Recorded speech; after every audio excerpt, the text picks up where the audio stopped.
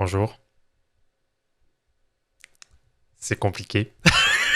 De quoi c'est compliqué?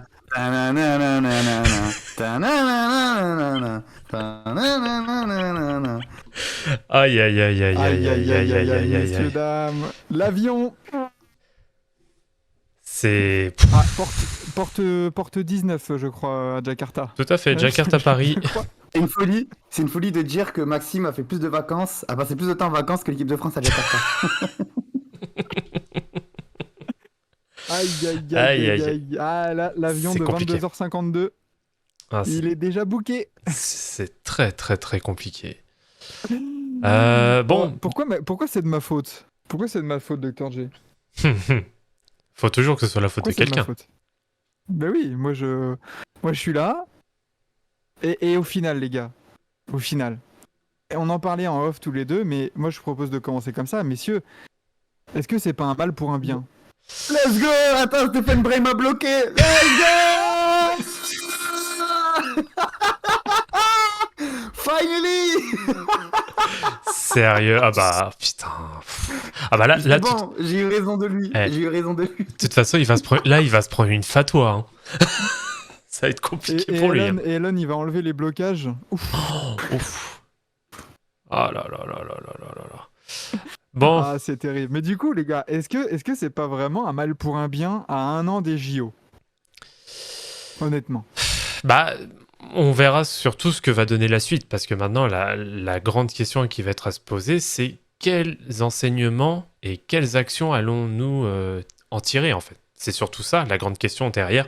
Bon, on va pas revenir sur le match hein, pour le coup. On vient tout juste de sortir du match. Là, on va dire que le match est surtout symptomatique de ce qu'est l'équipe de France. Ouais. On est parti déjà bien trop beau. Il faut dire ce qui est aussi. Vu qu'on est vice-champion olympique, certes, on était sur une bonne tendance, on a gagné 6 matchs sur 7 sur les matchs de préparation au Japon, etc., etc. Mais on se voyait beaucoup trop beau. Moi, j'ai l'impression, en tout cas, c'est mon pur ressenti pour le coup.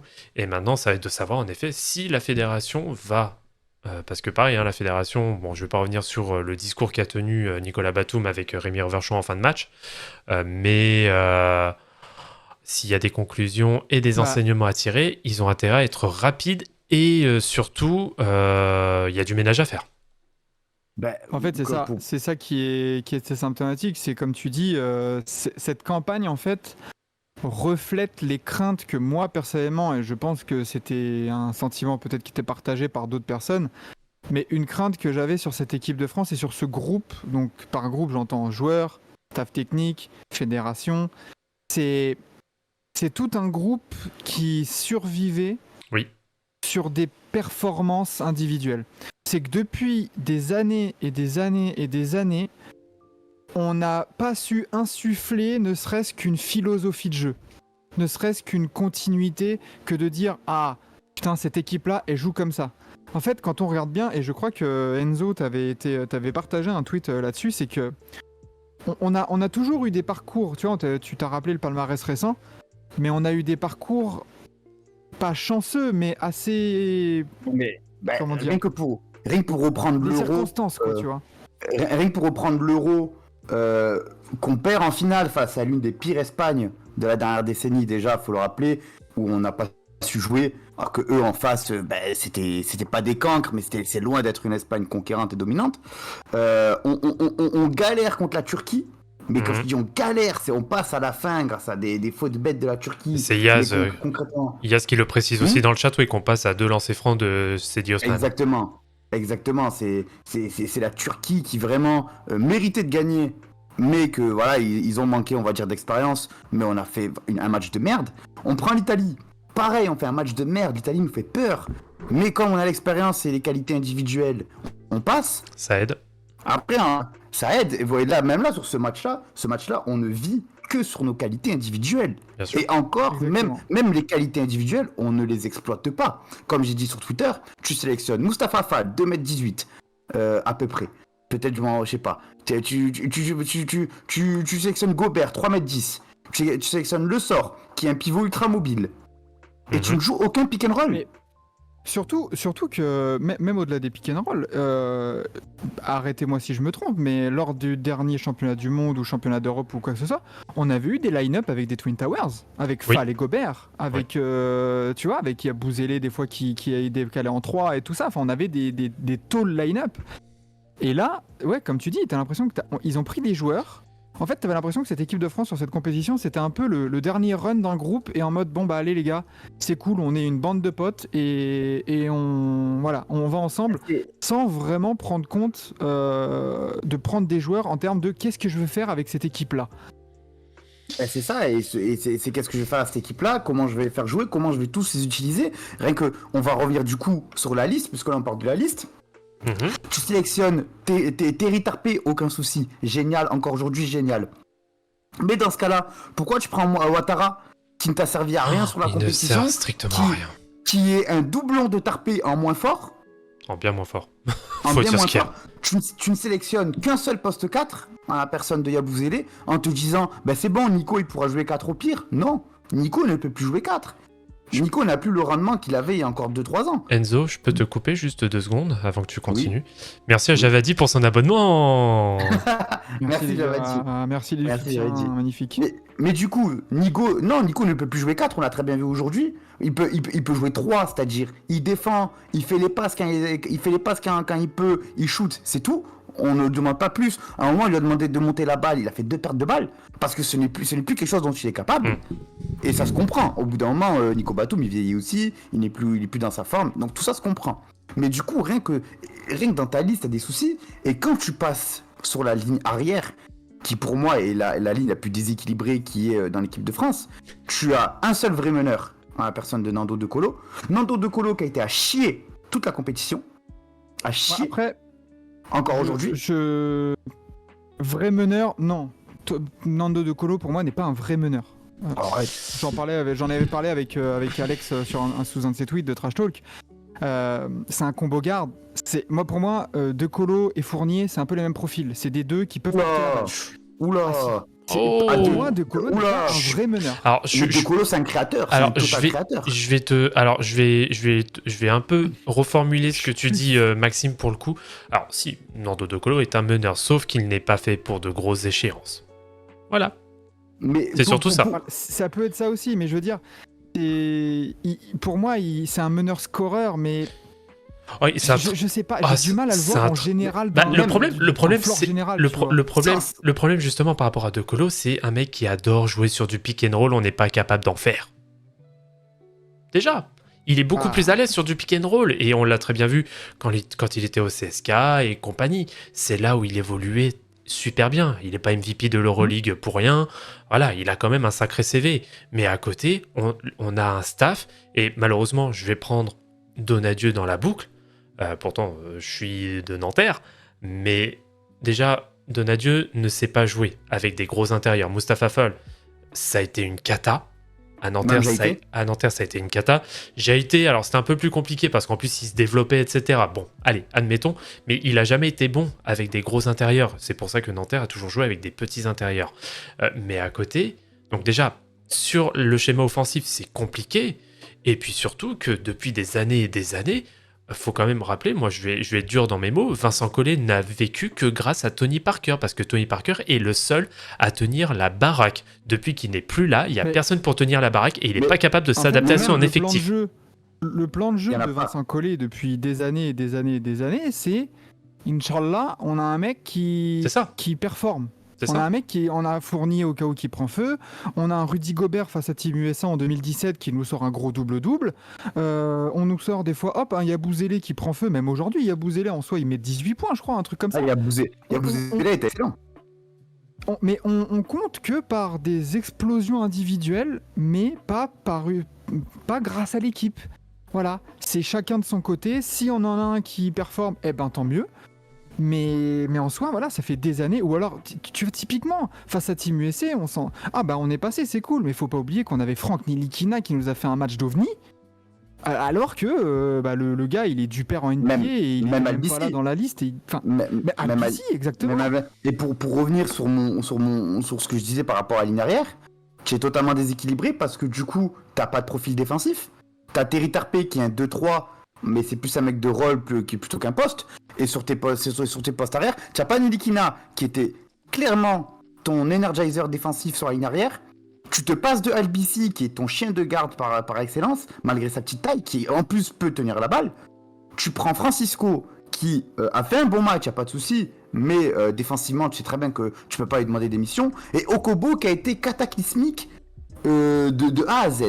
Donc déjà, tu as un problème dans ta liste. Tu prends des paris alors qu'il y a des choses qui marchent. Je pense notamment à Albisi. Moi, j'ai une grosse peine pour Albisi. Moi, je pense à lui, j'ai de la grosse peine pour lui, parce que clairement, il n'a quasiment jamais déçu en équipe de France, il a toujours rempli son rôle, et on le tège sans aucune raison, alors qu'il était finalement essentiel à cette liste. Tu as un Kylian Hayes qui aurait parfaitement répondu à tes besoins, que tu n'as même pas considéré. Pourquoi ? Parce que oui, tu es fâché avec lui, parce que lorsqu'il s'est fait drafter, il a préféré rester à Détroit pour préparer sa première saison. Et du coup, Ils vont faire pareil avec Victor. c'est ce que j'allais dire, tu vas faire pareil avec Victor du coup ? Est-ce que Victor, du coup, il a préféré rester à San Antonio pour préparer sa première saison ? L'année prochaine, il est là ou pas ? Bien sûr qu'il sera là. Donc là, c'est quoi ton argument ? Tu vois, c'est plein de choses débiles comme ça que je comprends pas. Déjà, dans ta construction d'effectifs. Et ensuite, si on veut, si vous voulez, on parle du jeu. Mais moi, je trouve ça honteux que tu sois la troisième meilleure nation de basket au monde.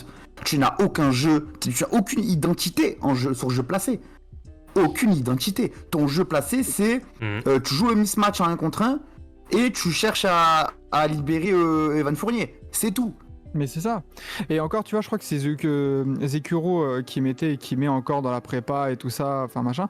Il y en a qui disent, voilà, la prépa était trop facile. En soi, moi, ça me dérange pas que les adversaires de préparation Ça reste de la prépa. soient Hein. un peu moins forts que la compétition, parce c'est que du ça reste de sparring, la hein. prépa, et ces matchs-là, ils sont surtout faits pour que le groupe se forme, pour que le jeu entre eux se forme et que voilà, les automatismes se créent. En soi, on s'en fout qu'ils jouent contre Bourg-en-Bresse, la Lituanie, Team USA ou la team du village du coin, tu vois. Ça, on s'en fout. Le problème, c'est que, comme tu dis Enzo, dans la construction de ton effectif, en fait, la construction de l'effectif n'a pas été pensée pour jouer et le jeu n'a pas été pensé par rapport aux mecs qui étaient là. C'est tout con, hein, mais c'est des dysfonctionnements à tous les niveaux. Et après, tu dis, ouais, parlons du jeu. Pour moi, il n'y avait même pas de jeu. Parce que t'avais l'impression que c'était du flow, que c'était les Warriors 2018. Sauf que les Warriors 2018, ils avaient des joueurs d'un autre calibre, quoi. C'est que les mecs, ils pouvaient s'auto-gérer, tu vois. Mais en soi, on pourra parler du rôle de leader et tout ça. Mais dans une attaque un peu free-flow, sans grand système, parce qu'en vrai, vous avez vu des systèmes, là, en 2 matchs ? Non. Bah, en même temps. Genre un système où tu vois un mec qui passe entre 2 écrans, qui ressort de l'autre côté, bim, passe, 3 points et tout ça, il n'y en a pas eu. Donc dans ce genre d'attaque-là, bah, si tu comptes sur Decolo qui est en EHPAD dans 6 mois, Evan Fournier qui a joué 20 matchs avec les Knicks, et si tu comptes sur Gobert pour te créer du jeu, bah, on va pas aller loin, les gars. Hein. Ah, c'est compliqué, hein, c'est On pas va pas aller loin. Ouais, c'est sûr. Mais alors, par rapport, il y a notamment le commentaire de Gorion 1, là, les USA. D'ailleurs, merci pour d'avoir rejoint. Les USA ont joué l'Allemagne et l'Espagne 2 fois. Alors, oui, ok, certes, ça, c'est un niveau différent, mais après, le but aussi d'une équipe d'une équipe nationale, lorsque tu joues des matchs de préparation, c'est pas forcément non plus d'affronter directement les meilleurs, parce qu'il y a aussi un aspect un peu stratégique à prendre en compte. Parce que forcément, si tu rencontres ces équipes-là, bah forcément, alors certes, hein, il y a du scouting, etc. Mais c'est pas de la confrontation en vrai, ça reste que du report. Alors que si tu les affrontes directement, bah surtout, tu te mets plus ou moins, tu montres quand même ce que tu vas plus ou moins appliquer pendant ta compétition. Surtout que c'est deux situations différentes dans le sens où les équipes d'Espagne et des États-Unis sont des groupes qui ne se connaissent pas encore totalement. Ce sont des groupes assez jeunes et peu expérimentés ensemble. Donc tu as besoin de cette adversité-là pour te mettre dans le dur et corriger directement ce que tu dois corriger. L'équipe de France, c'est différent. C'est un groupe de 10 joueurs sur 12 ou sur 13 qui jouent ensemble depuis des années, qui ont déjà leurs automatismes. Donc la préparation, c'est plus une mise en jambe plutôt que une vraie mise en situation et test, tu vois. Pour les équipes d'Espagne et des États-Unis, c'était des tests. Pour le Canada, c'était des tests. Pour l'équipe de France, c'était de la mise en jambe. Tu vois, je suis d'accord avec ça aussi. Et puis, ne prenons pas aussi ces exemples un peu but en blanc comme ça, parce que Les gars, Team USA, avec le roster qu'ils ont, ils peuvent se permettre d'aller taper l'Allemagne ou l'Espagne. Bien sûr. Nous, quand on prend au prorata et qu'on prend vraiment notre niveau actuel, bah en fait c'était notre niveau de taper au cas où des matchs amicaux Lituanie et tout ça et Tunisie. Hein. C'est que les gars, dans ce groupe France-là, il y a qui même fait le cut pour le groupe de Team USA? Il y en a zéro. Donc en soi, on va pas non plus se taper. Enfin, tu vois, la différence de niveau et de préparation, elle est différente aussi. Team USA, ils viennent avec la médaille d'or ou la médaille d'argent minimum en tête. Nous, on s'est vu trop beau pour ce qu'on est. Et au final, la redescente sur Terre, elle est extrêmement violente. Et il va falloir rendre des comptes à 10 mois, 11 mois du JO. Alors maintenant, bah, là, en effet, la grosse question, c'est est-ce que, alors il reste 1 an de contrat à Vincent Collet et Pascal Donadio aussi au coaching staff. Là maintenant, la question, c'est est-ce que, bon, quitte à aller jusqu'au bout, est-ce qu'on va en effet jusqu'au bout du contrat, quitte à ce que ce soit un flop monumental? Alors c'est là, ou est-ce que tu essayes un minimum de casser la casse, donc voir par quels moyens? Est-ce que c'est juste de virer Collet? Est-ce que c'est de virer tout le coaching staff? Est-ce que c'est de revoir aussi peut-être des joueurs à présélectionner? Bon, à voir. Ou est-ce qu'en effet tu fais table rase et tu fais un pari sur une année? Moi je peux.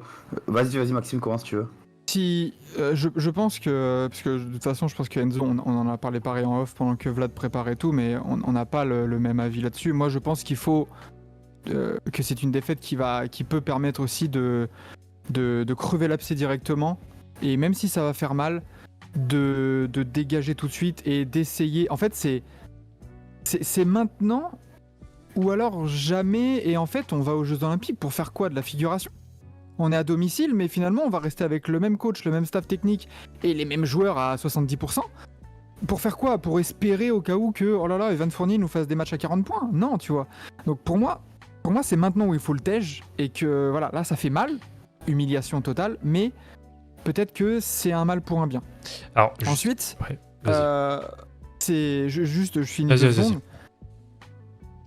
Je pense que, et je vais aller même à l'inverse de mon argument que je viens de faire, c'est que même si on change, en 2024, on va faire de la figuration quand même, parce que l'état de l'équipe de France et du basket en général, elle doit être repensée depuis les bases, depuis les fondations, depuis la formation. De la formation des joueurs, les encadrements techniques, la présidence, la fédération, tout ce que vous voulez, mais comparé à des équipes même européennes, même la Lettonie, tu vois. La Lettonie, je trouve, a un bien meilleur fonctionnement en formation en termes de penser le jeu, de penser le sport par rapport à la France, où on se dit, nous, on vit sur le star power. Non. Il faut utiliser le star power pour faire une équipe, faire un jeu et avoir des performances. Les Espagnols, quand tu vois les Espagnols, putain, en termes de star power, ils ont beaucoup moins de star power que nous, là, à l'heure actuelle, et que tu en as parlé aussi, Enzo, là, récemment, là, quand on s'était fait taper. Ils ont beaucoup moins de star power en termes de nom, mais par contre, en termes de jeu, en termes de philosophie, de formation, mais il y a un univers, il y a une galaxie entre les deux pays, alors qu'on a les moyens de faire beaucoup mieux. Donc, pour moi, si je dois résumer en une phrase, c'est oui, il faut virer Collet pour vraiment faire une cassure, et même avec certains joueurs aussi qui doivent plus revenir, mais ça va pas changer du tout au tout, comme disait, je crois que c'est Christine Aron sur l'athlétisme qui disait ça, des champions ne se font pas en 1 an. Donc voilà, faut couper maintenant, mais c'est un processus qui doit se faire sur 5, 6, 7, peut-être 10 ans, mais il faut tout repenser. Ah oui, mais déjà pour répondre à la première question, et après je vais arriver sur ton ouverture. Pour moi, la réponse à est-ce que Vincent Collet doit être viré, c'est non, il ne doit pas être viré. Parce que c'est un trop gros risque de autant chambouler un groupe, de autant repartir, je vais pas dire à zéro parce que le groupe joueur restera pareil, mais repartir quand même à mi-chemin, au minimum, à 11 mois des jeux chez toi, c'est plus facile de convaincre Collet à changer quelques trucs, quitte à ce que ça soit pas optimal. Mais c'est plus safe et plus facile de faire ça plutôt que de repartir avec un tout nouveau coaching staff qui ne connaîtra pas tes joueurs, qui ne connaîtra pas même le vécu du groupe, parce que ça compte énormément, surtout dans une compétition de JO chez toi. Évidemment. Au basket, les JO, c'est pas comme au foot, tu vois, les JO, c'est incroyablement important. C'est peut-être même plus important que la Coupe du Monde. C'est très important d'avoir un groupe qui a du vécu ensemble. C'est ce que je pense. Moi, c'est ce que je pense. Alors, Ensuite, pour arriver sur l'ouverture que tu as partagée, Maxime, concernant la formation, je la partage totalement. Et pour être moi-même dans la formation des joueurs, il y a des incompréhensions où en U15, en U17, on n'apprend pas à tes joueurs, on ne te demande pas ce que tu apprennes à tes joueurs à jouer au basket, on te demande de les apprendre à courir et à défendre fort. Moi, par exemple, j'avais mis U17, je commençais à mettre des écrans dans le jeu. On les voit, on fait non, on joue pas avec des écrans. Mais comment ça, tu joues pas avec des écrans? On joue au basket, pote. Tu vois, on joue au bout d'un moment. Si tu apprends pas à tes petits U17 à jouer avec des écrans, tu leur apprends quand? Tu vois, déjà que U17, je trouve que U17 c'est tard. Je trouve que U17 c'est très tard. Et voilà. Et rappelez-vous cet été, lorsqu'à chaque compétition jeune, je disais sur Twitter, en émission ou quoi, on joue pas au basket, on se fait laminer par des équipes qui jouent au basket parce que dès nos formations jeunes, on n'apprend pas à nos petits à jouer au basket. On me répondait à base de ils sont là que pendant 3 semaines, tu veux apprendre à faire du jeu. Pourquoi les autres y arrivent et pas nous?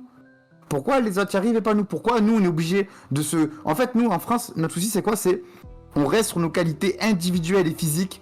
Sauf que ça, le jour où t'as 1, 2 joueurs, 3 joueurs qui ne sont pas dans leur match, t'es foutu. C'est ce qui s'est passé aujourd'hui. C'est surtout qu'on reste sur une philosophie qui était valable dans les années 2000 et on est en 2023. Donc on n'a clairement pas évolué sur ce domaine-là.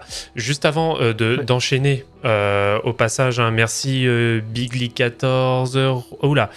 Juan Ernestin, Genesis IJM, le chauffeur de banc, Tate Cochon, c'est maintenant que tu t'abonnes, salopard. Mais merci à tous en tout cas pour le suivi. Pour rebondir un petit peu justement sur ce débat, et je pense débat qui est très intéressant parce que là c'est vrai qu'on va vraiment sur la genèse et la philosophie du système, de l'écosystème du basket français. Pour rebondir sur quelques échanges qu'il y a eu dans le chat, est-ce qu'il ne serait pas temps quand même de mettre un peu son ego de côté, de se dire que la formation à la française, c'est une formation d'excellence, et en remplacement de Collet, moi je pars sur un remplacement, quitte à faire un pari, autant aller jusqu'au bout et faire table rase. Au passage, Donadieu, non, il prendra pas le relais parce que de toute façon, c'est sa dernière année. Fin des JO 2024, il prend sa retraite. Merci Dems 93 200 aussi pour avoir rejoint. Mais pourquoi ne pas tout simplement mettre son ego de côté et aller voir ailleurs, aller prendre un coach étranger, histoire d'apporter autre chose? Alors là, regardez le Canada avec Oui. Jordi Fernandez. Oh putain. Le Canada, ils n'ont pas taf. joué ensemble. Ça fait 3 semaines, ils jouent juste ensemble. Et l'autre, il arrive avec des vraies idées, une vraie philosophie, et ça joue. Parce que t'as des coachs français qui sont très très compétents. Donc t'as pas besoin. Je pense à Fridi Fotou qui fait un excellent taf. Je pense à coach Rachid, Rachid Méziane, qui est allé jusqu'en finale de championnat cette année avec Bourges, il me semble, ou Basketland, je me rappelle plus, je crois que c'est Bourges, qui est allé jusqu'en finale de championnat cette année, qui est allé en Belgique, qui a gagné l'Euro féminin avec la Belgique. Je pense à par exemple les coachs, par exemple le coaching staff de l'équipe U20 France, qui a réalisé une très belle compétition sans star. Sans gros prospects, sans grosse individualité, juste en jouant au basket. Je pense au coach de l'Asvel féminin, qui lui aussi fait des très belles choses, qui pour le coup arrive à gérer un groupe avec des stars et à les faire jouer au basket. Donc, allez voir ailleurs. Quand t'as pas le vivier, je suis d'accord. Mais lorsque t'as des coachs dans ton territoire, de ta nationalité, qui eux produisent du bon travail, c'est eux que tu dois aller chercher. Alors, je vais aller C'est- en extension à ma question. En fait, pourquoi je demande pourquoi pas un coach étranger, que ce soit quelqu'un qui soit complètement hors du système. Moi, c'est surtout ça. Mais tu sais très bien que ça se fera pas. Ouais. Comme il y en a qui l'ont dit dans le chat. Comme c'est copinage, à moins d'une refonte et d'un nettoyage complet dans la fédération et tout ça, qui n'arrivera pas, c'est... Voilà, ça fera du... C'est dans le giron du... Je pense à TJ Parker, ouais, exactement. Stéphane Brun aussi, j'ai vu tout à l'heure dans le chat, un sélectionneur. TJ Parker, exactement. Non, mais moi, je suis d'accord. En fait, Enzo, c'est là où je suis pas d'accord avec toi concernant le remplacement de Collet ou pas. C'est que finalement, du coup, tu arriveras au JO avec aucune ambition. Parce que tu sais très bien que ça fait 10 ans que Collet, il met rien en place en équipe de France. Tu auras des joueurs et un groupe qui auront 1 an de plus. Donc par exemple, on va se retaper du De Colo titulaire à 38 ans là. On va se retaper du Batum 47 ans titulaire. Enfin, tu vois, genre, est-ce que on va rester dans on a le même groupe, les copains, tu vois, genre voilà, on est ensemble et tout. Ouais, Paris, c'est la fête. Et finalement, on va faire un premier tour et puis s'en va. Ou alors, est-ce qu'on essaie de trancher dans le vif et même si le timing est petit, même si le temps de préparation est petit, comme tu dis, pour connaître le groupe ou un truc comme ça, mais au moins essayer quelque chose. Essayer de nouvelles idées, et si tu te casses la gueule, tu te casses la gueule. Mais en soi, tu pourras pas te casser la gueule autant que maintenant, là. Est-ce qu'on peut vraiment creuser plus bas ? Bah là, non. En fait, si, tu peux creuser plus bas.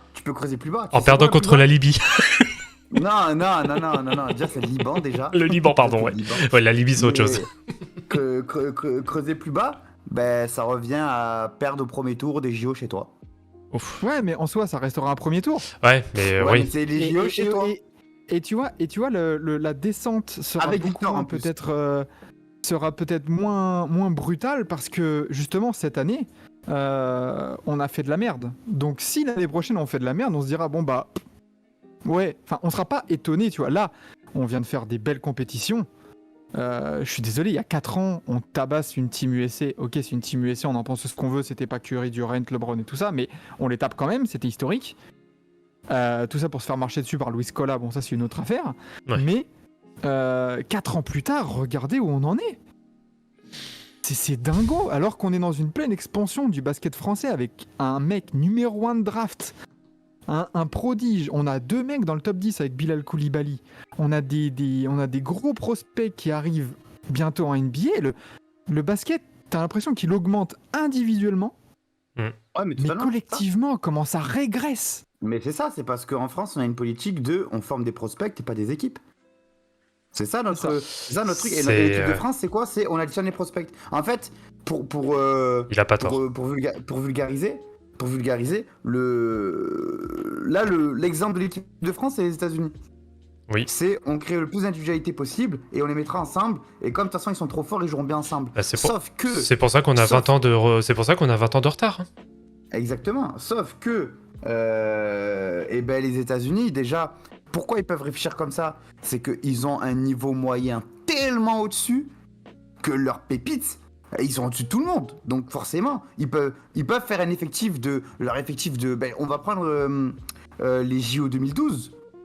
L'effectif des 2012 des États-Unis, c'est que des All-Stars. Que des All-Stars, que des NBA. Donc en France, on ne pourra jamais faire ça. Il faut se mettre ça dans le crâne. D'où l'intérêt de créer un jeu collectif, en plus d'avoir des bonnes qualités individuelles. Tu vois, je rebondis sur le commentaire d'Avu aussi, qui est la première fois sur le chat. Et on vous remercie pour ceux qui viennent nous voir pour la première fois suite à cette énième désillusion. En fait, tu vois, c'est relou, mais la France entière voit le vrai impact de Rudy Gobert, 32 ans. Ça peut peut-être bouger les choses en arrêtant de donner du crédit à ce mec-là. Ah, j'aime bien ce commentaire. Alors, de quoi ? Tu peux répéter, s'il te plaît, j'ai pas entendu. C'est relou, mais la France entière voit le vrai impact de Rudy Gobert, 32 ans. Ça peut peut-être bouger les choses en arrêtant de donner du crédit à ce mec. J'aime bien. En fait, je suis d'accord dans le côté leadership, dans le côté vocal, dans le côté stature. Mais les gars, dans le jeu, qui parmi vous, et parmi nous les gars Vlad et Enzo, pensez que Gobert est un leader sur le terrain en termes de jeu ? Jamais. Rudy Gobert, avec les qualités qu'il a, n'est jamais un leader sur lequel tu bases ton jeu. Gobert, tu l'utilises avec ses qualités, tu l'utilises sur pick and roll, tu vas aller le chercher, lui faire faire des lobes, enfin, il va essayer de il va défendre la raquette. Je vous rappelle que Rudy Gobert dans le clutch là, il met un gros contre. Il les fait ces actions. Ah oui, mais Gobert Le ne problème, c'est doit. que j'ai l'impression que les gars, Rudy Gobert n'est pas Niko Jokic, Rudy Gobert n'est pas Joel Embiid, n'est pas Anthony Davis. Ça saurait. Il faut aussi ne pas non plus se voir trop beau ou ne pas mettre des joueurs. Qui a mis Gobert sur un piédestal comme ça de base? Le problème, bon, Gobert, on va peut-être que je me arriver, trompe, hein, on va mais arriver, on va arriver sur le dans sujet. les déclarations, Ouais. dans les déclarations, Gobert n'a jamais dit je suis le leader de cette équipe, c'est moi le patron, un truc comme ça. Alors, surtout tu veux y aller ou j'y vais? ouais, alors vite fait. Alors, je veux pas rentrer dans du Gobert bashing parce que bon, je suis déjà habitué du fait. Mais c'est que, alors, je suis moyennement d'accord avec toi pour le coup, Max, parce que, alors, c'est vrai que c'est un autre environnement, mais parce que moi, je rejoins sur ce que je disais déjà, même en courant d'année, Rudy Gobert se pense être un joueur ultra élite. Et en NBA, hein, je parle bien du cadre NBA. Et là, le truc, en effet, là il fait moins le malin parce que il sait très bien qu'un format FIBA est beaucoup plus compliqué parce que derrière, ça va demander quand même beaucoup plus d'énergie, beaucoup plus d'adaptation que sur un jeu NBA, hein, quoi qu'il en est. Même si le jeu NBA est très qualitatif sur certains points, mais voilà, le jeu FIBA, c'est quand même un tout autre monde. Et le truc, c'est que là, bizarrement, on l'entend plus parler parce qu'il est pas dans sa zone de confort. En fait, c'est là où. Vas-y Enzo.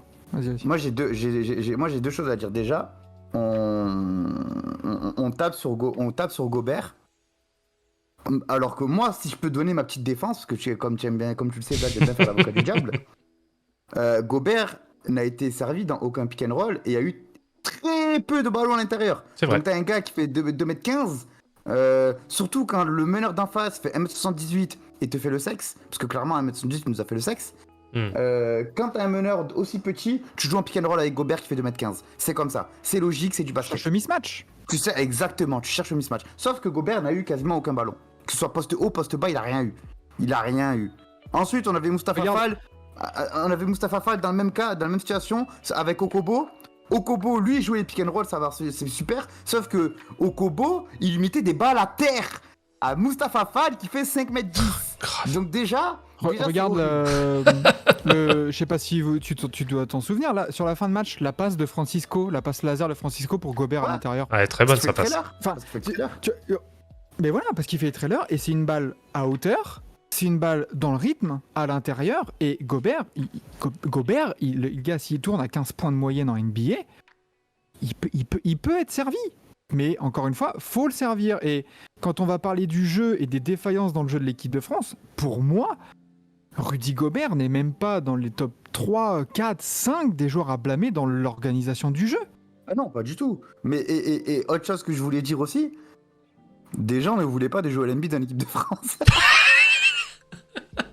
Oui, parce que voilà, on prend pas des joueurs naturalisés, nanana. Faut arrêter. Faut bien se rappeler.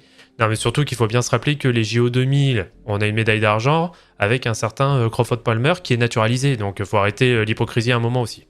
Mais tu vois, à vue, il a aucun ballon, mais tu penses que si Jokic a un ballon, a pas un ballon, tu crois pas qu'il gueule à la mi-temps? Bien sûr que si, mais Gobert dit rien. Mais les gars, vous n'avez pas comparé la capacité de création de Nikola Jokic à Rudy Gobert. Là, on parle pas de création, là, on parle. Là, les gars, on parle juste de. Après, évidemment, Gobert, c'est pas comparable. Gueuler 100 fois, ça l'aurait pas servi quand même. Hein. Mais du coup, c'est là où tu rejoins ce que je disais, c'est qu'on peut taper sur Gobert dans le côté leadership, dans le côté vocal, mais en soi, dans la construction du jeu. Qu'est-ce qu'il peut faire de plus? Gobert, sur une compétition FIBA, il va pas commencer à faire des crossovers, des passes dans le dos. Et, bien sûr. Pas à 32 ans, tu vois. Demander. En fait, je veux bien qu'on tape sur Gobert, notamment parce qu'il est soft, ça c'est vrai. Il se faisait pas. Au rebond, il a été beaucoup trop soft. Il s'est fait box out par un mec de 1m78. Ça, c'est honteux. Il n'allait pas sur les rebonds offensifs. Pareil, sur les rebonds défensifs, il se faisait manger.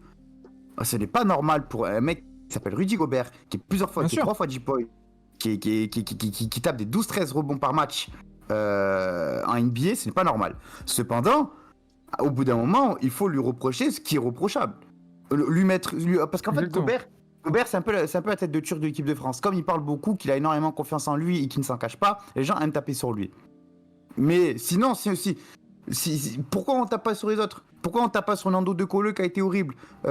Fournier qui a totalement forcé ses tirs en seconde mi-temps, comme contre le Canada. Comme contre le Canada, ça a été exactement la même Non chose mais contre le Canada. moi, j'ai devant mon ordinateur là le pull-up qui prend alors qu'il reste 9 secondes sur l'horloge des 24 là. Ah, ça, c'était pas très malin, ça.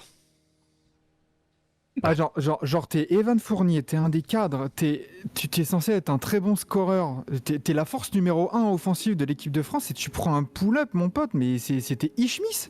Bah, en fait, le problème, c'est qu'à côté, pour prendre entre guillemets des shoots, alors on va dire un shoot casse-croûte là pour cet exemple-là, mais de prendre des shoots, on va dire couillus, malheureusement. Alors, je fais un peu l'avocat du diable, hein, mais il y a que Fournier qui est capable de prendre ses couilles et prendre des tirs casse-croûte.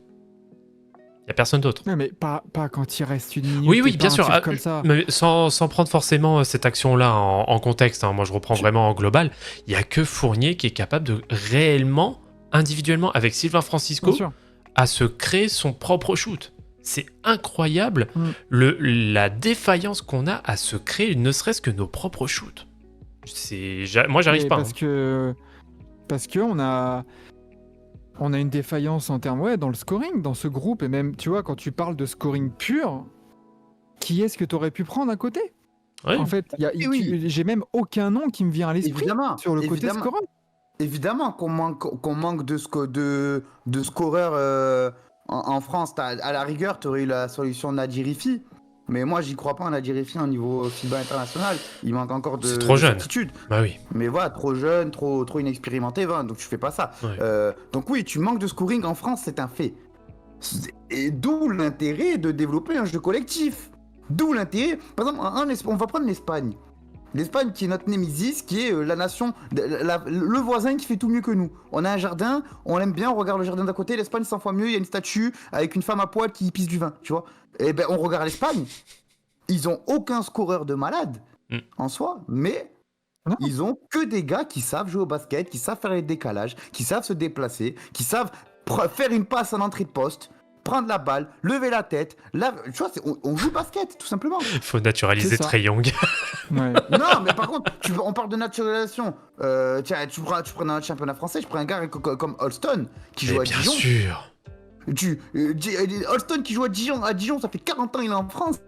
T'attends quoi pour me dire, frérot, t'aimes bien la France, viens. Arrête un peu. Ouais, mais on n'a pas cette Il faut des culture-là. bras. Il faut des bras, tout simplement. Et, Bah, ouais. et je vois, tu vois, donc du coup, on parle un peu des joueurs qui auraient pu. On a parlé de construction de groupe. Vous avez tous entendu, je pense, Nicolas Batum parler en après-match à Rémi Reverchon et à demi-mot évoquer le cas Thomas Hurtel.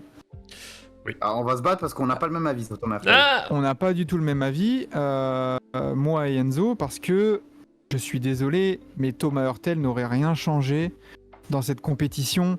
Il faut arrêter de faire passer Thomas Hurtel pour ce qu'il n'est pas. Ce n'est pas un meneur titulaire dans une nation qui veut aller loin dans une compétition internationale. C'est un bon mec de banc, mais Oui, c'est tout. Bah, c'est ce qui t'a manqué au final. C'est un mec de banc. Et Thomas Hurtel pour lui le fait déjà de parfaitement connaître l'équipe de France et ce qui la compose, d'avoir l'expérience de ces compétitions FIBA à haute intensité et à haut niveau. C'est un gars qui a régulièrement joué le Final Four de l'Euroleague. C'est un gars qui a participé à toutes les campagnes récentes de l'équipe de France qui sont traduites par des succès. C'est un gars qui est déjà nettement mieux à prendre que Okobo. Tu vois, c'est un gars qui connaît parfaitement le jeu FIBA et les pièges des équipes un peu justement qui jouent le couteau entre les dents comme la Lettonie, etc. Donc c'est un gars qui déjà... Il aurait mieux apporté qu'Okobo. Mais Maxime, même moi j'y vais, je sais pas marcher, j'aurais plus apporté que Okobo. Donc évidemment que Hurtel il aurait plus apporté que Okobo. C'est évident. Genre, sans dire que Hurtel c'est Steph Curry, tout ça, je suis d'accord avec toi. Hurtel, par exemple, moi sur la Coupe du Monde 2019, pour moi on la perd parce que Hurtel il passe trop de temps à jouer en finale. Moi, je suis d'accord avec toi. Je suis d'accord avec toi que sur des trop grosses minutes, il est pas fiable. Mais en sortie de banc, quand t'as aucun autre porteur de balle, il est fiable. Sur un match contre la Lettonie, il va être fiable. Tu vas pas lui donner le tir de la gagne en finale de Coupe du Monde, je suis d'accord avec toi. Je vais, Mais il va être fiable. je pense, Excuse-moi. vas-y, vas-y. Excuse-moi, j'ai juste un autre nom à sortir. Parce que les gens pensent beaucoup à Thomas Hertel lors de la déclaration de Batum, mais il n'y a pas que lui qui est concerné, il y a Amat Mbaye aussi. Oui. Amat Mbaye qui est le poste 4 attitré de l'équipe de France, qui a été excellent sur les 2-3 dernières campagnes qu'il a, 3 parce qu'il a commencé en 2019 lors de la Coupe du Monde. Amat Mbaye qui est parti lui aussi en Russie, il s'est fait boycott. Et moi j'ai un autre truc. Bon non c'est bon, je vais rien dire parce que ça c'est trop borderline. Mais on pense aussi à Amat Mbaye. Ouais, à Matembaï, mais alors c'est vrai, alors, je viens juste de rebondir sur le commentaire de Yaz, mais ne serait-ce qu'un Kylian Hayes, hein. Je suis désolé, oui. hein. Kylian Hayes. Mais moi, je comprends Alors, pas. il a des comprends pas défauts. Pourquoi... Il a des défauts, il a des qualités, mais il aurait été clairement capable, je pense qu'en plus, il jouerait, je pense, sans pression aussi. Il aurait été capable de dynamiter un peu justement cette attaque et d'avoir peut-être des éclats. C'est juste de ça dont on a besoin déjà. Mais c'est typiquement, en fait,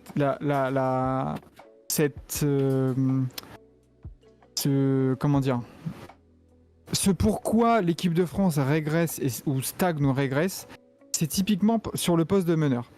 Pourquoi on n'a pas essayé. Bon allez, Kylian, tu sais quoi, t'as des qualités, t'as des défauts, t'es jeune, mais écoute, l'avenir c'est toi. L'avenir c'est toi, poste 1. Surtout que Kylian Hayes a déjà prouvé en équipe de France. Il est MVP Euro U17 et MVP Euro U16 pardon.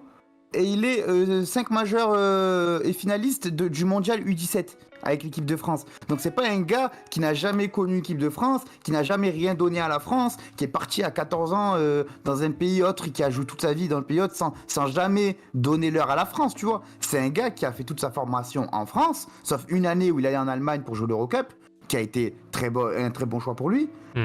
C'est un gars qui a toujours accepté de participer aux compétitions internationales jeunes, sauf lorsqu'il a eu sa draft. Et aujourd'hui, les gens vont nous dire oui, mais il a refusé l'équipe de France déjà. Il avait sa draft, c'est normal, ça arrive. Et surtout, des gens ne le connaissent pas, des gens l'enterrent sans même le connaître. Alors que, je suis désolé, il est nettement meilleur que Okobo, il est nettement meilleur que Francisco. Mais actuellement là, en 2023. Il est nettement meilleur que Nando De Colo. À un moment donné, c'est ça aussi que je voulais dire, c'est que tu dois aussi avoir une réflexion en mode c'est vous l'avenir. On savait qu'on avait les JO en France. Eh ben écoutez, Kylian, tu vas apprendre à jouer avec Fournier, tu vas apprendre à jouer avec Gobert pendant plusieurs mois, plusieurs années d'équipe de France pour arriver fin prêt. Mais là, au final, du coup, par manque d'anticipation, eh ben on va arriver avec un meneur de 38 piges qui est en galère de ouf dans des compétitions internationales, ou alors tu vas lancer dans le grand bain un jeune, mais qui aura zéro expérience avec ce groupe-là. Et je suis désolé, mais voilà, c'est tout le paradoxe avec l'Espagne. Vous savez qui c'est le meneur là de l'Espagne sur cette un petit jeune de 2004, Juan, je sais pas quoi. Voilà, Juan Núñez, 19 ans. Voilà. Genre, il y a Sergio Llull dans le groupe. Eh ben non, c'est lui, 19 ans, 17 ans, 22, alors, on s'en fout. Je vais même aller beaucoup plus loin dans ce cas. Parce que là, tu sors un très bon exemple espagnol, et qui est un exemple d'altruisme pour le coup. Est-ce que aussi nos gars seraient prêts à laisser leur place aussi? Je suis pas si sûr. Ah bah ça, après, on en vient à l'entraîneur. À l'entraîneur. Non, mais à l'entraîneur. Oui, bien sûr. J'éteins la cam, je me déplace pour éviter d'être dans le noir. Vas-y. Yes, mais là, c'est l'entraîneur qui fait les choix. Il a bien exclu LBC, il peut bien exclure les autres. Ouais, mais tu vois, LBC, c'est facile. C'est facile, entre guillemets, à sortir. Alors qu'à côté des De Colo et compagnie, on va dire des cadres, c'est même pas forcément de les sortir, c'est juste peut-être de les faire sortir juste du banc. Et de mettre en effet un jeune, de donner la chance à un jeune. Moi, je suis désolé, dans la compétition, pour moi, il n'a pas eu énormément de temps de jeu. Et d'ailleurs, il aurait mérité, je pense, plus de temps de jeu. Parce que, bon, Francisco, c'est quand même assez facile, je trouve, de lui tomber dessus sur ce match-là. Non, Francisco a fait un bon match. Il a fait un bon match. Mais sur la préparation, il a quasiment pas joué.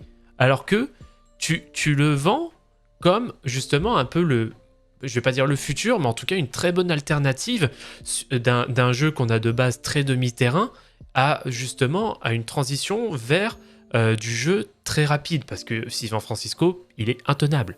Et je comprends pas pourquoi je sais pas pourquoi on s'appuie pas plus sur des mecs comme ça qui en plus est hyper talentueux et hyper humble aussi. Et lui tout ce qu'il demande c'est de jouer parce qu'il adore ça. Et je pense qu'il dans une lignée avec tu l'alignes avec un Kylian Hayes et compagnie à ce poste-là. Moi, je pense que l'équipe de France prend une toute autre dimension pour le coup.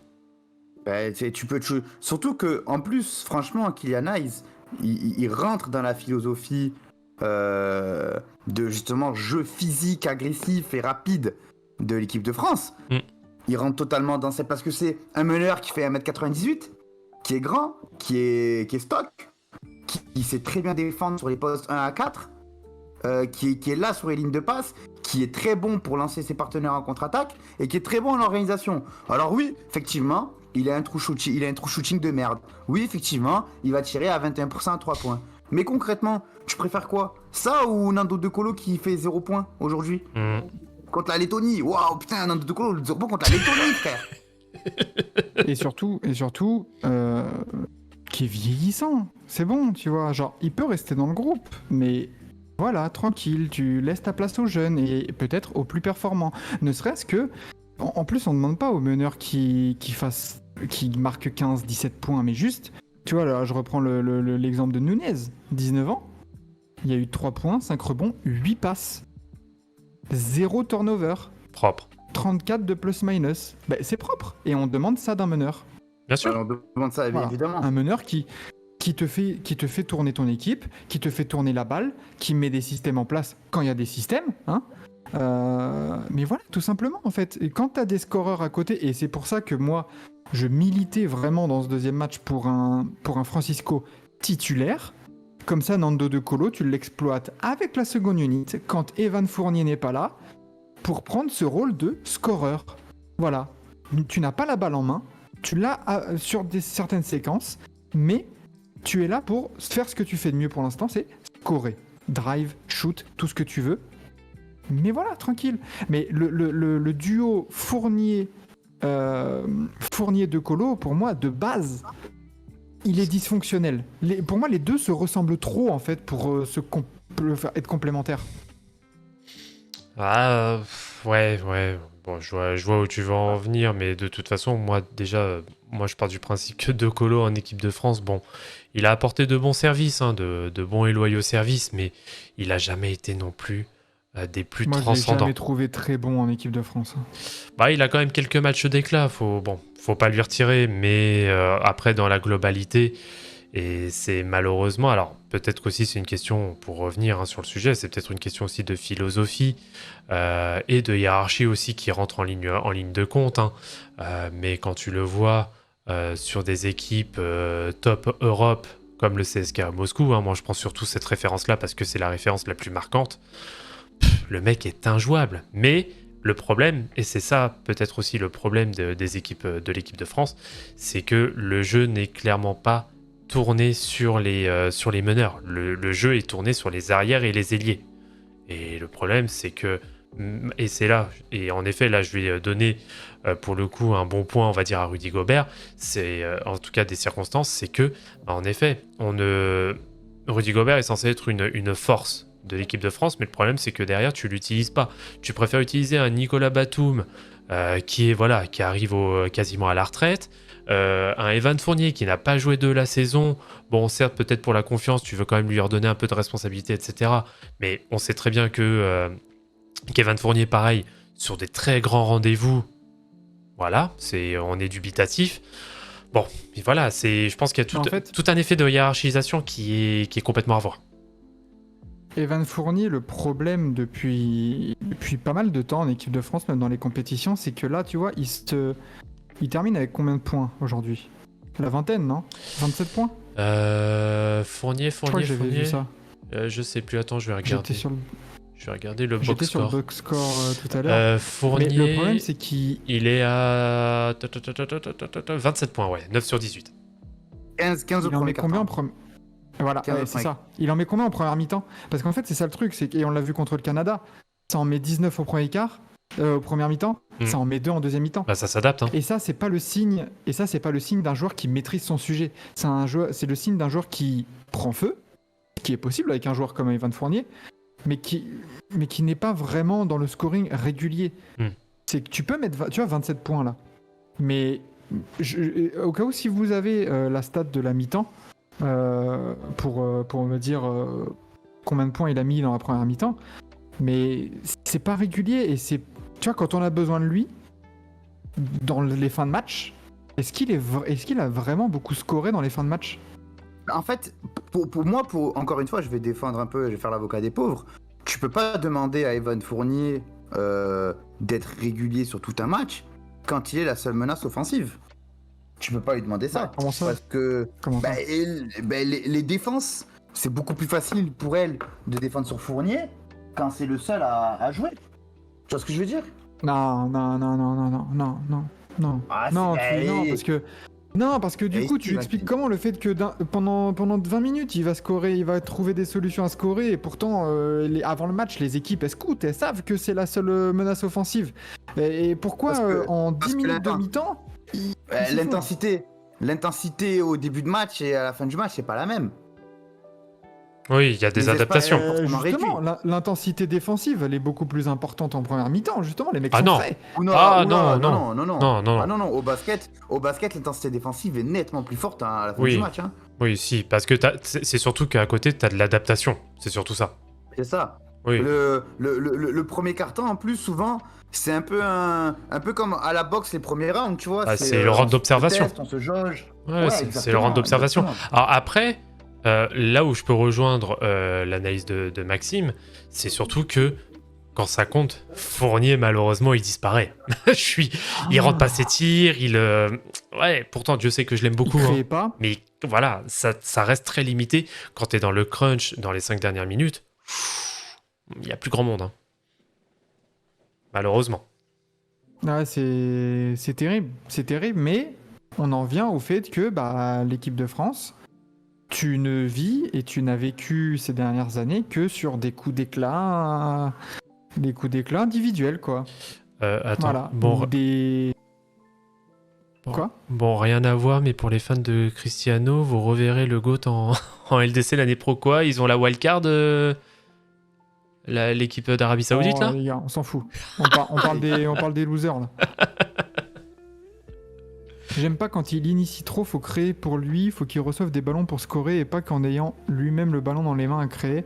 À la fin, les 2-3 dernières possessions, c'est pas comme ça que tu veux qu'il tire. Il fait des ISO à chier. Mais oui. Ouais, c'est vrai. En fait, si on peut résumer l'équipe de France, c'est que j'ai l'impression que les joueurs ne jouent pas avec leur qualité. Evan Fournier est un très bon catch and shooter. Bien sûr. Mais du coup, on l'a jamais vu jouer avec ces grandes qualités-là. On n'a pas utilisé Gobert avec ses qualités. On n'a pas utilisé, Francisco, par exemple, avec ses qualités. J'ai l'impression que voilà, on s'est enfermé dans un... Et puis, je sais même pas comment décrire le jeu. Et merci Mathéo qui prend son 5e mois consécutif d'abonnement. Let's go. Mathéo le go. Mustapha Fall, pas utilisé. Mais parce qu'on sait pas jouer avec des pivots, tout simplement. Et ça revient dans les philosophies du coaching staff. On s'entête à prendre des grands pivots, mais on sait pas jouer avec. C'est bien ça le problème. Voilà. On a très peu de jeux à l'intérieur. Donnez-moi le nombre d'occasions réelles de jeux au poste bas. Il y en a quasiment pas. Beaucoup, hein. Non, il y en a quasiment pas. Si, c'est Gershon qui a eu les postes bas. Oui, Gershon, mais Gershon, naturellement, de base, c'est un ailier, c'est un 3-4. C'est pas un intérieur propre, on va dire, comme un Gobert ou un Mustapha Fall. Pourtant, Mustapha Fall est capable de jouer de poste. Gobert, il a shooté une fois. Ouais. Par contre, il a mis ses lancers. 7 sur 8 au lancer. Oui, très bien. Nickel. Très bien, c'est ce qu'on attend. Mais tu tentes que un tir Donc ça veut dire que, en plus, vu le jeu de Rudy Gobert, c'est que tu l'as trouvé une seule fois. Et du coup, c'est la passe de Francisco dans le dernier quart. C'est-à-dire que pendant 3 quarts temps et demi, tu n'as pas servi ton pivot seul titulaire en NBA avec Batum. Mais bon, voilà. Tu l'as pas trouvé en 3 quarts temps et demi. Mustapha Fall, il marche comme Enzo, tu veux faire quoi? Il met Papa Divac. Ouais, j'étais sûr, mais tu sais, tu avais même pas besoin de dire le gars qui a dit ça, hein. On sait très bien c'est qui le connard de la section 4 de Tibi, et putain de merde. Non, mais c'est chaud. Hein. Ah, je suis KO. Ah, bah, il y a. Ouais, pareil, et puis, ouais, pareil, Mathias le sort, qui joue que 11 minutes. Lui aussi, ça peut être un bon energizer. Je sais pas. On a 20 pertes de balles. Ouais, surtout 20 pertes de balles. Oh. On a 20 pertes de balles pour 23 assists. Ouais, paye ton ratio. Hein. Et le ratio, et attends, en termes de. Et pour la Lituanie, 14 pertes de balles pour 20 assists. Tiens, ouais. Ils ont 9 pertes de balles. Ouais, 6 pertes de balles en moins. Voilà, allons un petit peu sur les stats aussi des Lettons. Hein, parce que. Gobert à Utah, on dit qu'on le cherche pas. Ou Wolves, pareil, en EDF, pareil, faut peut-être parce que ça sert à rien de le trouver. Non, Étienne, parce que regarde, quand on le trouve dans le rythme et avec des bonnes passes, parce que les gars, un mec de 2m13, tu vas pas lui mettre une passe au genou. C'est comme si tu prends Enzo et tu lui fais une passe à 1m90 de haut. Non, mais je veux dire, c'est. Non, mais c'est vrai, t'as totalement raison. Mais voilà, totalement raison. Faut le trouver en rythme. Surtout que ça lui mettait dans le trafic, quoi, tu vois. C'est pas en mode c'est un pick and roll, t'as le couloir de passe qui s'ouvre ou quoi. Non, c'est pas du tout ça. C'est tu arrives proche du panier, tu dépasses le poste haut, l'elbow, comme on dit, le coude. Tu dépasses le coude de la raquette et là tu mets une passe à rebond. Arrête, mon pote. Non. Arrête. Comme tu dis, genre, il y avait un meneur qui faisait 1m12. À quel moment tu vas même pas chercher Gobert sur un mismatch et tu vas le lancer sur un alley-oop? Mais moi, je maintiens. Attends, qui en a parlé là que je revois les commentaires. Bah, bon, je sais plus qui en a parlé, mais moi, voilà. c'était le commentaire. Moi, je l'avais déjà dit aussi en cours de saison. Gobert, je pense aussi son gros problème, c'est qu'en dehors de jouer en transition et de jouer sur le rebond, malheureusement, tu lui donnes le ballon en bas. Oh, la mobilité, putain, elle est pas ouf. Hein. Bah, et les mains. Bah, tu peux pas en faire un Hakim Olajuwon. On revient avec, tu joues avec les qualités de tes joueurs. Ouais, bien sûr. Et comme disait Eta, le seul mec qui a réussi à le rendre viable offensivement pour l'instant, c'est Conley, un passeur élite. un meneur, un passeur, organisateur. Mm. Pass first, tu vois. Bah, c'est pas Rajon Rondo, mais Gobert n'est pas axé sur le scoring comme les deux colos. Enfin, les deux porteurs de balles en équipe de France, c'est deux mecs qui cherchent à scorer d'abord. Et ça, déjà, c'est un problème. Déjà. D'avoir deux mecs qui veulent que scorer. Que scorer. Et la passe, c'est si je suis dans la merde. Si je suis trappé, je vais faire une passe. Ah, c'est souvent comme ça. Hein. Mais l'intention première est tout le temps d'aller scorer. Je prends un pic pour aller driver. Je prends un pic pour mi-distance. C'est délirant. Est-ce que vous voulez que je vous dise un truc marrant? Vas-y. L'année prochaine, les JO chez nous, on arrive dans la pire des formes. On aura objectif de gagner. Et les États-Unis vont envoyer la Dream Team. Bah, franchement, pour l'affiche que c'est à Paris, ce serait même pas étonnant. Ce serait même pas étonnant que les États-Unis. Mais surtout, ça sera The Last Dance de. Bah, en gros, ils vont envoyer les Curry, LeBron, KD, Draymond. Ils vont envoyer tous les vieux briscards qui c'est leur dernière chance de faire des JO. Oh merde. Ils vont faire ils vont. Tu vois, je regarde. Écoutez-moi maintenant, on est le 27 août 2023, il est 18h56. S'il n'y a pas LeBron, AG, Curry, KD, je suis un gros fils de pute. Vous pouvez les clipper, il y aura ces quatre-là.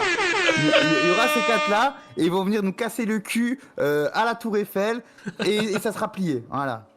Voilà. Et n'oublie pas que. Quand on va voir Nando De Colo défendre sur Steph Curry, il va falloir se mouiller la nuque. D'ailleurs, Enzo, je repense à un truc. Quand est-ce que tu bois du coup en live le sirop d'érable? Allô? Ah, allô? Putain, j'ai pas de réseau, putain! Oh, free, oh, fix your shit, ouais. Putain, j'ai pas de réseau. Mais en vrai, tu sais quoi, vas-y, tu veux qu'on se tape la date maintenant? Oh, quand c'est qu'on peut se Un taper mardi? Un mardi. Ce mardi, là? Ce mardi? Bah, pourquoi pas? Ah, c'est la fin Mais- c'est la fin du mois, c'est la fin du mois. Non, non! Jeudi, sinon? T'es libre le jeudi? Non, non! T'es libre le jeudi? Parce que mardi, du coup, normalement, je suis payé. Donc en vrai, en vrai, regarde, mardi je suis payé. Si le Lidl à côté de chez moi, ils ont du sirop d'érable, je prends du sirop d'érable et on mange du sirop d'érable. T'inquiète pas, ils en ont. S'ils en ont pas, Eh, tu sais quoi? S'ils en ont pas, je ouais. t'en ramène. tu m'en ramènes. Je t'en ramène. Va chez- restez branchés. Mais la semaine prochaine de sûr, shooter de sirop d'érable. Sûr. Eh, soit ça Comment ou. ça, shooter? C'est la bouteille? Bah, mon c'est la pote, hein, bouteille, t'avais t'as dit la bouteille, hein. Oh là là, comme vous êtes chiant, vous. Ah bah, bah, mon pote, attends. une promesse c'est une promesse ici. Hein. Attention, quand et- on dit des choses, on les respecte. Il y a eu des signés hein, sur Twitter. Hein. Exactement. Non mais bon, du coup il y avait Nueve aussi qui disait je vous vois pas assez parler de la daube qui est collée, on en a parlé avant. Hein. On en a parlé, Le problème, est-ce qu'il y a évidemment, de ce encore qu'on- besoin ce qu'on d'en va faire. parler? Ouais. Non, bah non, on est habitué. Coller basketball. Ah oui. Franchement, on est habitué et le truc c'est que en fait l'équipe de France, et ce qui a fait mal à Coller, c'est le fait qu'il ait vécu sur des performances individuelles et là en fait il est lâché par la qualité de son groupe. Bien sûr. Les joueurs régressent, le groupe régresse et Non, c'est pas un Non, coach. non, non, et non, non, non, non, non, non. Par contre, on va pas dire que Si. les joueurs régressent. On va pas dire que les joueurs régressent. Tu prends le Evan groupe. Fournier régresse. Ah, mais moi je te parle, tu prends le groupe de 2013. Et tu prends le groupe Non, non, de attends, moi je te parle 2023. pas d'il y a 10 ans. Je te parle pas d'il y a 10 ans. Ok. Je te parle depuis genre 2019 Pardon. où on a retrouvé des lettres de noblesse un peu, tu vois. Pardon. Genre, voilà. Depuis 2019 où on fait le bon parcours, là, même 2017 si vous voulez, depuis 6 ans, il a vécu sur des perfs individuels et tout ça, et sur un peu cette génération Fournier-Gobert. Mais là, on se rend compte que bah, Fournier, ça régresse, Décolo, ça régresse fort, Gobert n'est plus dans son prime ou va en sortir, et n'est pas non plus un leader de jeu collectif. Batum n'est certainement pas dans ses meilleures années, et en fait, bah, tu te rends compte que Collet, c'est... Tu vois le gif de Doc Rivers là sur le banc où il est sans réaction là. Ouais. Bah, c'est Vincent Collet. En fait, il se dit merde. Ah, je dois faire un système là. Ok, elle est où ma planche? On a une planche les gars? Enfin tu vois, est-ce qu'il a vraiment une planche tu vois, genre pour dessiner des systèmes? C'est ouais. Batum titulaire en Big 2023. Ouais, c'est. Batum titulaire, c'est bien quand t'as Kawhi et Paul George, quoi. Ouais, non, mais. Bon, est-ce que vous voyez d'autres insultes à avancer ou on a Bah. tout dit La oui. patate de José Ramirez, où est la relève en équipe de France? On en a aussi parlé juste avant. Ouais, on en a parlé, Mais il fallait la arriver un relève, petit peu plus tôt. Elle est la relève. On a une relève de fou même en plus. Hein. Faut pas dire. Hein. Franchement, la relève qui se prépare, elle est folle. On a du Kylian Hayes, on a du Rizaché, Wemby. on a du Wemby, on a du Bilal Koulibaly, on a du Ousmane Dieng, on a du Kamagaté, du Bégarin. Tu vois, on a du Yves Ponce qui a fait une très bonne préparation également. Non, les gars, franchement, la relève, elle va être encore plus forte que ce qu'on a maintenant. Juste, Mais comme l'a dit Max, faut la responsabiliser et il faut lui faire confiance. voilà, et aussi, rappelons aussi que même dans d'autres domaines, tu peux avoir les meilleurs ingrédients du monde, tu peux avoir le bœuf de Kobe le plus pur de ta life. Si tu sais pas cuisiner, tu vas en faire de la merde. Donc c'est bien d'avoir des bons joueurs. Maintenant, il faut savoir les utiliser. Et savoir jouer au basketball. Voilà, tout simplement. Avec des gens compétents. Ouais. C'est tout. Sinon, on va gâcher une génération. Ah bah Parce ça. que là, disons les termes. Cette génération Gobert, Fournier, tout ça, là. Batum et tout. C'est terminé. C'est un scandale. C'est un scandale qu'elle ait rien gagné. Elle est gâchée, cette génération. Ah, mais encore Batum, il a gagné l'Euro, il n'y a pas de souci, en Il y 2013. a 10 ans. Mais Gobert Fournier, il y a Bouzélé qui finissait avec 0 trophée, c'est atroce. C'est dur, tu vois. Et même Batum en 2013, mais bon, il y a 10 ans. Tu vois, il y a 10 ans, et il entrait dans son prime, Batum. Batum, il a quel âge aujourd'hui là? Il a 36 ans. Il a 36, 37, je sais plus. Donc ça veut dire que, tu vois, 2019, il avait 32, tu vois. Il était encore assez bien. Il était... Voilà. Mais il n'y a rien eu, tu vois. C'est terrible. C'est terrible de gâcher encore une fois une génération. Toujours. Bah, moi, je vais aller beaucoup plus loin. Hein. Parce que c'est vrai qu'on n'a pas vraiment parlé, mais monsieur Jean-Pierre Ciutat, Ah, mon gars! c'était un plaisir. Mon gars! Mon Ah, gars! bah, Non, Jean-Pierre Souta, vous savez la haine que j'ai contre Souta. va falloir en Les- parler aussi de lui. Hein. Les gens qui me suivent, ils savent très bien la haine que j'ai. Parce que Souta, pour faire un tweet toutes les 2 semaines, oh, encore une médaille pour l'équipe de France jeune, MDR, trop bien! Pour faire un tweet toutes les 2 semaines, oh, on a gagné une médaille d'argent, oh, on a gagné une médaille de bronze, oh, on a gagné. C'est très bien! Bravo Souta! Super! Mais quand c'est pour. La soupe est bonne. Quand c'est pour créer une identité de jeu, quand c'est pour former des jeunes à jouer au basket, quand c'est pour faire tout ça, quand c'est pour permettre à tout le monde de jouer au basket, et j'en dirai pas plus parce que tout le monde sait très bien de quoi je parle. Ah là on te voit plus, hein. Là on n'entend plus rien. Hein. Mais Souta, il a du sang sur les mains. Il a eu un mandat avec une jeunesse incroyable, avec une génération dorée. Il a une jeunesse vraiment avec qui il aurait pu faire un truc de fou. Mais il a fait que et je vais vous dire et des gens vont pas être d'accord avec moi et je m'en excuse, mais comme on dit sorry not sorry, Hurtel Hurtel et Amatembaï parce que qui sont interdits d'équipe de France parce qu'ils vont jouer en Russie. C'est de la branlette. Bah, c'est de l'hypocrisie totale, bien sûr. L'hypocrisie parce que dans ce cas-là et ça va pas plaire ce que je vais dire, mais au bout d'un moment faut le dire aussi. Amin Noah qui vient de signer en Israël, on l'interdit aussi, parce que l'Israël aussi est en guerre contre la Palestine. Même si c'est un sujet plus sensible. Ouais, c'est un sujet plus sensible, je veux bien. Mais ça reste une guerre aussi. Ça reste une guerre de totale domination d'un pays sur un autre. Ouais, bon, alors, en effet, de toute façon, on sait très bien que ceux qui sont à la tête des différentes fédérations, hein, que ce soit basket, que ce soit rugby, que ce soit foot, etc., tout est purement politisé. Et malheureusement, tant que cette politisation prendra le dessus sur tout, bah, malheureusement, ce sera toujours contre-productif en termes de résultats purement sportifs. Donc, Quand une fait de toute façon, je crois que je l'avais déjà dit, même sur Forever ou même ici, quand le politique, quand des fédérations sportives se préoccupent plus de la politique que du sport, ça ne peut aller que mal. Marine Johannes, Thomas Hurtel, Amatembaï, tout ce que vous voulez. Il y a du copinage, il y a du politique, et au final, le sport est totalement secondaire parce que pour ces fédérations-là, ce qu'ils veulent, elles veulent quoi, ces fédérations et ces gens-là à la tête? C'est une vitrine. C'est de la publicité. Voilà, c'est dire regardez notre équipe de France. Et tu vois, pauvre Wembanyama, déjà, si ces gens-là restent à la tête de la fédération, mais comment ils vont en profiter, ces gens-là? Tu vois, c'est terrible. bah, C'est terrible, mais on se contentera encore une fois d'un quart de finale, d'une médaille de bronze en Eurobasket. Voilà, alors que on a un vivier, comme tu l'as rappelé, Enzo, incroyable.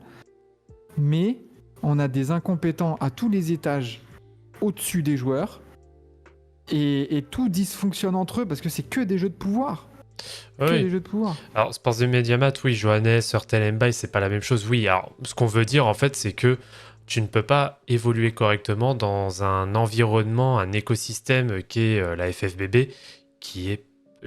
il y a encore, c'est le terme là que j'ai en tête, mais toxique, mais c'est bien plus que ça, pour le coup. Et je suis désolé, tu peux pas évoluer. Oui, il est gangréné. Tu peux pas évoluer sereinement lorsque tu as des polémiques quasiment tous les étés. Que ce soit des polémiques parce qu'il y a des joueurs qui préfèrent mettre en avant, enfin qui préfèrent d'abord prioriser leur carrière professionnelle. Je prends le cas de Wembanyama. Wembanyama qui a refusé l'équipe de France. On en a fait mais un tollé. On en a fait un tollé pas possible. Mais le gars pense juste à sa carrière. C'est énorme. Le mec a 19 ans. Voilà. On lui reproche de pas aller en équipe de France. Mais qui aurait... Alors que ça fait 1 an que l'autre, il est pris par les médias, il joue, machin, il a été MVP, il a des trophées, a pu quoi savoir en faire, il a préparé sa draft, il a été numéro 1, il s'installe... Enfin, mais en fait, on revient, mais pourquoi il le voulait absolument? Pourquoi ça a fait un tollé? Parce que la fédération, il voulait Wembanyama sur une belle vitrine, un beau visuel de la FFBB. Regardez nos visuels faits sur Canva. Regardez, on a un beau Wembanyama qui est grand. Regardez, oh, il est grand. Voilà, tout simplement. L'intérêt sportif ou l'intérêt du joueur en premier, il s'en battait les reins complets. C'est tout. Ouais. Et vous voulez... J'ai deux trucs drôles à dire. Vas-y. Déjà, je vous invite à aller voir le dernier tweet de OLB Celtics sur Twitter. Qu'est-ce qu'il a encore mis, lui? Il s'est fait passer, il s'est fait passer pour TJ Parker. Il a dit c'est important d'avoir un bon coach. Et il y en a plein, ils ont cru vraiment. Il y en a, il a dit toi tu parles, c'est grâce à ton frère, t'es sur un banc. Ils sont tombés dans le piège. Quel Et tu veux la- roi. Et tu veux la deuxième chose drôle? Vas-y. Imagine si Joel Embiid il choisit les États-Unis et il vient au JO avec les États-Unis. Oh là Et là, puis, putain. et il nous tabassera, et point barre. Ah bah, t'inquiète pas qu'il va nous tabasser, oui. Il va se faire plaisir, hein. Oh, mais par contre, oui. Ah, putain, en plus, c'est vrai, là, tu rebondis très bien sur le nom de Joel Embiid. Oh là là, t'imagines ce que tu lui offres, là? Bah, T'avais clairement une fenêtre pour, entre guillemets, l'accueillir les bras ouverts, qu'il vienne. Ah, bah très bien, l'équipe de France, elle performe. Oh, ça va donner de ouf pour les JO. mais Oh, putain. mais rendez-vous compte que les JO, c'est bien, mais et la Grèce n'avait pas Yanis, Ouais. la Lettonie n'avait pas Porzingis, la Serbie n'avait pas Jokic. Genre, Il y avait même pas- Il n'y imaginez, avait même pas Porzingis.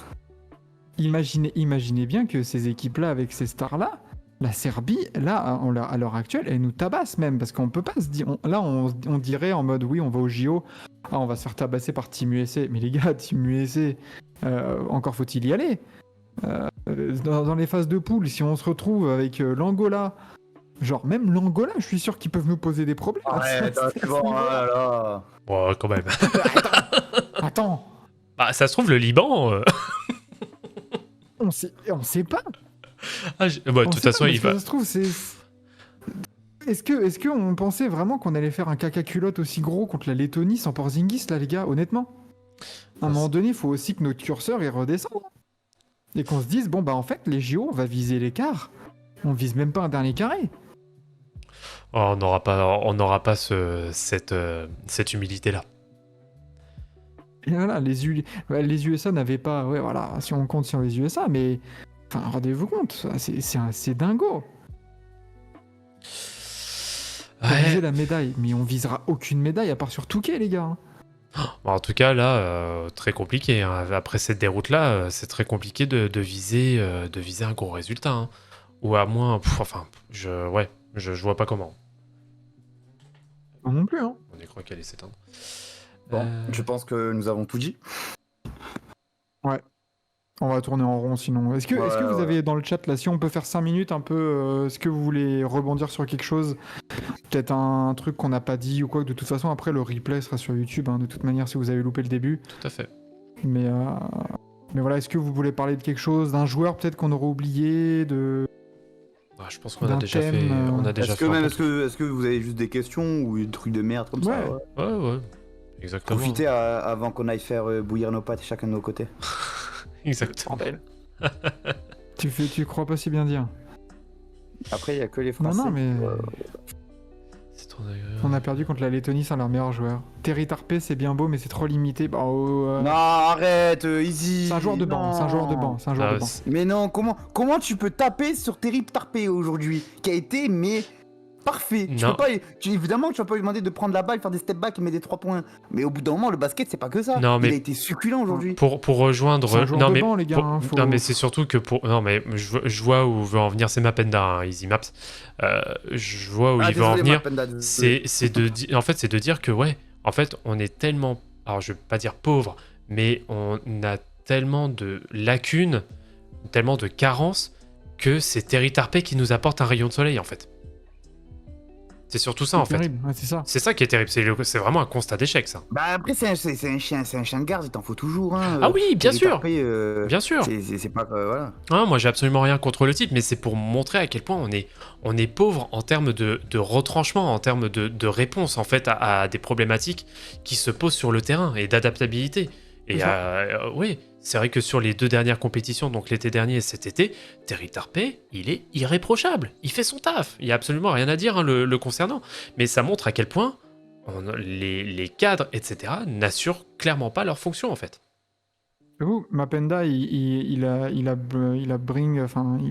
ramené un joueur là dans la discussion. Timothée Luaou. Oui, C'est Est-ce vrai. qu'il aurait pas pu avoir un rôle dans cette équipe? Mais bien plus que Kokobo. Hein.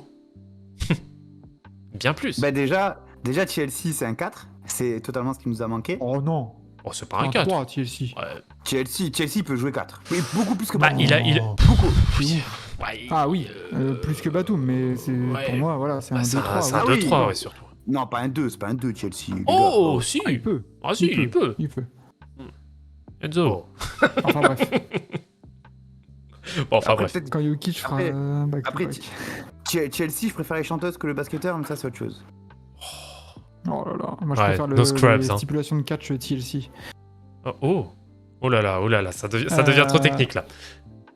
Ah, c'est technique. Andrew Abissi doit bien rire, ouais, on en a parlé même en off, hein, ou même Ah, on mais- était déjà en live. Mais en plus, je lui ai envoyé un message à Andrew, du coup, je lui ai dit, ouais, frère, À en quand, soi, à quand Andrew Abissi sur TBA? Vas-y, nous. Attends, ça, c'est noté, ça, c'est exactement. Mais du coup, je lui ai envoyé un message, je lui ai dit que ta place était sur le terrain, qu'on avait besoin d'un gars comme toi et qu'on espère le voir pour les JO. Et je pense je pense que ce serait pas débile de le rappeler pour les JO. Et même lui, il en rêve, je pense. Donc à voir, hein. Attends, Nueve, il a mis un truc là. Parce que moi j'ai suivi sur le portable le premier match contre le Canada, mais j'ai pas fait gaffe. Elio Kobo a vraiment joué les 20 minutes de la deuxième mi-temps contre le Canada? Il a beaucoup joué. Il a Attends. vraiment fait les 20 minutes? Attends, je vais regarder, je vais vérifier. Je ne sais plus. Ah, parce que si c'est comme ça, la collée, il n'y a aucun débat. Il doit se barrer, il est sénile là. Autant prendre Popovic, hein, s'il faut prendre un mec sénile. Hein. Kobo, il joue au total 19 minutes 21 Contre le Canada? contre le Canada. Ouais, Ouais. c'est ce que dit Well, il en a fait au moins 15. Oh bordel. Ah, il a joué quasiment 20 minutes, ouais. Et Alors après, Francisco a joué dans le garbage. du Francisco, 7 minutes. C'est terrible. Même Tarpé, hein, il a joué que 5 minutes. Hein. coup. Et tu vois, c'est là où tu te rends compte que Collet et ses rotations, c'est des rotations aléatoires. Tu as l'impression que tu sais pas, tu sais quoi ton plan de jeu, c'est quoi tes rotations de base, comment tu veux utiliser tes joueurs, tes line-up, tes associations de joueurs. C'est pas possible que Okobo il soit aussi important dans ton plan de jeu et au final dans le match d'après, pouf, il disparaît. Enfin, genre, tu vois, c'est de l'improvisation totale alors que ils ont fait combien de matchs de préparation l'équipe de France? Ils en ont 5, 6, tu vois. ils en ont fait 7. 7. Ouais. C'est victoire sur sept. Et t'as l'impression que entre le match 1 et le match 2, c'était toujours de l'improvisation et de l'ajustement. Genre, ah mince, Okobo ça a pas marché. Eh ben Francisco, viens, allez. Ah mince, Terry Tarpé, viens qu'elle joue quelques minutes. En fait, non, tu t'assois et tu joues 1 minute et après, Ah, c'est compliqué. Hein. c'est de l'aléatoire. Mais C'est terrible. là, ça Et en part. vrai, si je peux avoir une dernière take, Ouais. un Vas-y. dernier avis, moi c'est un truc que du coup je viens de penser maintenant et que ça me dérange. Même si je suis dans le fond totalement d'accord avec les propos de Nicolas Batum, en y repensant, je trouve ça un peu gênant de mettre une défaite contre la Lettonie sur le dos de Hertel qui est pas là, tu vois. Je pense que oui, leur absence fait mal pour aller loin dans la compétition. Mais pour passer premier tour, t'as pas besoin de Hurtel, t'as pas besoin d'Mbaye, même quand on regarde la liste qu'il y a, elle doit être capable de passer le premier tour. Donc Bien sûr. même si dans le fond, je suis d'accord avec lui, faire cette déclaration. Après, il fait une déclaration à chaud où il est énervé, À chaud, où, ouais. où il est frustré, donc forcément il réfléchit pas, il est naturel. Et je pense que même parce que même t'as Vincent Poirier qui a retweeté en validant les propos. Je pense que ce que dit Batum, déjà c'est une pensée ancrée depuis quand même plusieurs temps dans C'est ce que j'allais la dire. tête de Nicolas Batum. Et surtout, j'imagine très peu Nicolas Batum en tant que capitaine dire ça sans que l'entièreté du groupe soit d'accord avec ça. Tu vois? C'est Je ce que pense j'allais dire. C'est que Ouais. une déclaration comme ça en sortie de match, ça pue le sentiment sous-jacent depuis quelques C'est le naturel. semaines. C'est le naturel. Ouais. Tu sens que, comme tu dis, dans le groupe, il y a eu cette pensée qui est là. Et que. Parce que, tu vois, tu sors du match, le premier match, Evan Fournier, il dit. Enfin, tu vois, là, en cas d'élimination comme ça, s'il n'y avait pas ces problèmes-là sous-jacents, tu penses pas à ça en premier. Tu penses en premier, tu fais bon bah oui, on s'est fait, c'est une humiliation, on est désolé, on a fait de la merde et tout ça, tu vois. Tu dis ça en premier, tu vois. Mais au micro de Bein, la première chose que tu dis, c'est ça. Ça veut dire que vraiment, depuis des semaines et des semaines, Ouais. et même des mois, Ouais. du coup, parce que Mais même- Hurtel, ça fait des mois qu'il a été écarté, Même tu sens qu'il y a un truc qui allait pas. avant même la compétition, avant même la préparation, t'avais Lily Batum, qu'on l'aime ou qu'on l'aime pas, ça c'est un autre débat. Mais Lily Batum elle-même sur Twitter qui disait que Hurtel devrait être là et c'est n'importe quoi s'il est pas là. Et si Lily Batum peut se permettre de dire ça, c'est que elle-même, elle a la température de ce qui se passe Ah oui. dans le groupe équipe de France. Et c'est surtout qu'à mon avis, monsieur a plus ou moins accepté aussi qu'elle le dise. Ah oui, c'est bien sûr. Donc c'est qu'il le pensait aussi. Si c'est un truc qu'il mettait dans la merde, elle aurait pas dit, hein. Ouais, bien sûr. Non, mais c'est... Bah, il y a ça, et puis tout à l'heure, on parlait là de Fabien Causer. Oui, alors c'est sûr, hein, il a de très bonnes qualités, notamment en termes de shoot. Doucement. Bah, il est fiable. doucement avec En termes de Michael. shoot, il est quand même fiable, mais bon, c'est pas... Oui, C'est pas, il est c'est pas, non mais fiable, c'est pas le sujet. C'est que, je suis désolé, on va revenir encore sur l'un des piliers dont on parlait tout à l'heure, c'est-à-dire la formation. On n'a aucun spécialiste. On a des joueurs qui sont plus... Alors, je vais vraiment généraliser, hein, ne prenez pas ça, on va dire, pour un joueur en particulier, mais on a des joueurs qui sont bons partout, mais qui peuvent être... Enfin, qui sont bons... Enfin, qui sont pas... Enfin, qui sont nuls nulle part, mais qui sont pas bons non plus nulle part. Qui sont bons non plus nulle part. Ils ont pas... T'as pas un joueur, et ça va rejoindre le cas d'Evan Fournier de tout à l'heure, sur qui tu sais, tu peux reposer, enfin tu peux complètement te reposer dessus parce que tu sais que le gars, ça va être un scoreur. Il va être capable de t'apporter un streak de, je sais pas, 5, 6, 7 points d'affilée pour te remettre d'aplomb, comme a pu être capable en effet à l'époque de faire Tony Parker. Mais qui était un peu, on va dire, l'intrus, enfin en tout cas qui était hors de la norme. Et pour reprendre, je pense que Maxime a bugué. Mais Ah pour oui. reprendre, voilà, l'orage a eu raison de Mako, ben voilà. Mais de toute façon, on va bientôt finir, on va finir pas tarder. dessus. Pour reprendre un peu ce que tu dis sur ton manque de spécialistes en France, concrètement, en équipe de France, le dernier vrai spécialiste qu'on ait eu, notamment au shooting, c'était Michael Gelabal. Et après Gelabal, qui était pour le coup pour le coup, je pense que Gelabal était un premier prototype de 3&D en France. Après lui, par exemple, on prend le shooting. Je vois pas de spécialiste. Hein. C'est vrai que Gelabal, il était vraiment propre hein, sur les dernières années là. La propreté qu'il était au shoot, mais des copies, mais qui étaient tellement propres. Mais c'est vrai qu'il manque comme ça. Ça a toujours été un de mes joueurs préférés all time en équipe de France. Qu'est-ce qu'il était bon. Mais il était très propre, ouais. Ça, c'est notre débat. Mais en tout cas, je pense qu'on a fini sur le sujet. On a ratissé large. Oui, pour le coup, je pense qu'on a bien fait le tour pour le coup. De toute façon, cet épisode sera donc de nouveau sur... il sera il sera sur YouTube. Je vais y arriver. Il sera sur YouTube, je pense qu'on le diffusera peut-être d'ici demain directement, vu qu'on est en plein bien à chaud sur l'actualité. Attends, c'est quoi? Ah oui, désolé, hein, les gens qui arrivent juste à la fin.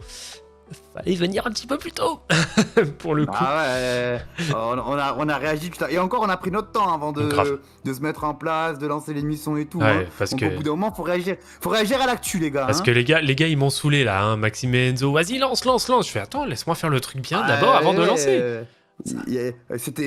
La guerre elle était en plein cours et t'es là tu mettais ça va tranquille. Bah oui, on commençait tout juste à 18h donc très bien, en plus on a respecté notre programmation au passage, sachant qu'on était censé faire un tribunal de Kobe Bryant donc attends, il y a Doubzis qui vient de dire force à Gelabal, il s'est pas fait les croisés il me semble, un truc comme ça. Il me semble qu'il y a une grosse blessure à Gelabal. Doubzis, tu peux me confirmer s'il te plaît, parce que je vois que tu as mis force à Gelabal avec ce qui lui est arrivé. Il me semble qu'il a une grosse blessure. Je veux bien l'info, ouais, dans ce cas. C'est vrai que... Ah, il a eu un AVC? Oh. Quoi? Mais non! Tu m'en boucanes? Attends, je vais chercher ça sur Google direct. Ah oui, par contre, s'il a eu un AVC, ouais, bof, là. J'ignorais totalement. Ah, pareil. Oh, bonjour, messieurs. Ah, bonjour. News. Bonjour en live. Si tu peux, tu peux mettre la cam. Ah, mais... C'était en avril. Ah oui, putain. Ah ouais, putain. Ah, je suis complètement je savais pas passé à du tout. côté de la news. Ah bah pareil, mais pourtant, je crois qu'il continue encore cette saison, non? Ah non, il a mis un terme à sa saison, mais il me semble qu'il est encore installé, hein. Oh, purée. Ah ouais, non, Oh, non, bah putain. là, tu nous apprends un truc. Putain, AVC à l'entraînement en plus. Oh putain, ouais. Oh, Oh, dur. merde. Ça Michael, j'ai la balle. Oh merde. Ouais, en Parce avril. que j'ai eu Mais une petite coupure orage. Non, putain, ben Chalon ne le reprend pas l'année prochaine. Mais putain, c'est dommage parce que c'était vraiment, même à son grand âge, c'était vraiment un joueur agréable à voir. Bah, Ah écoute, oui, ça l'a toujours été pour le coup. Force à lui, hein. Non, non, carrément. Ok. Donc, ouais, donc du coup, oui, bon, on était en train de conclure pour le coup. Donc, oui, donc épisode qui sera donc en rediff, je pense, peut-être à partir de demain, ou peut-être éventuellement ce soir, si on est vraiment vif. Mais Moi, je pourrais pas ce soir, mais Eh bon, ben, demain. si bah, tu veux t'en charger, écoute, je peux éventuellement le faire, ouais. Donc, go, hein. ouais, allez, go pour ce soir. Je vais le lancer ce soir. Donc, vous aurez la rediff ce soir. De toute façon, vous aurez aussi la rediff sur Twitter. Et alors, concernant les prochains lives, alors, on était censé de base faire le procès, ou en tout cas la remise en question de la carrière de Kobe Bryant. Donc, bon, on a La romance. La romance. De la carrière. la romance de la carrière de Kobe Bryant, tout à fait. Donc, bon, du coup, cet épisode sera décalé. Du coup, on fait quand ce jugement, entre guillemets, on le fait mardi? On le fera quand on le fera. Moi, je suis chaud pour faire ça jeudi, hein, parce Jeudi que comme ça, on garde le Tequila Time mardi, où on parle NBA, actualité, on aura 3 sujets et tout ça. Jeudi, on peut faire ça, et puis après, on se garde le loisir de commenter certains matchs au cas où. On a le quiz, hein, jeudi. Hein. Ah, c'est vrai qu'on a le quiz. Ouais, on a le quiz. Hein. Ce sera la dernière Bon, place après, qualificative. Ça peut être un autre jour, tranquille. Oui. Alors, le Tequila Time peut se renommer le sirop d'érable time. Ah. Ah. Alors, peut-être en vrai, hein. On verra. Peut-être, un Tequila Time, vous pouvez boire des shots de tequila en live. Je pense pas. Mais où vous semblez découvrir le nom de l'émission alors que ça fait un an et demi qu'on le fait. Après, on peut faire croire à Twitch que c'est de l'eau. Tout à fait. Bien sûr. À condition que ce soit de la tequila, du coup, blanche, et non pas ambrée. Ah, c'est bon, tu nous fais trop le connaisseur, toi. Vas-y. Ah, c'est pas parce que t'es parti 2-3 fois au Mexique que tu dois nous casser les couilles tout le temps qu'on parle de tequila. Vas-y, toi, reste dans le din, toi. Ne parle pas de choses que tu maîtrises pas.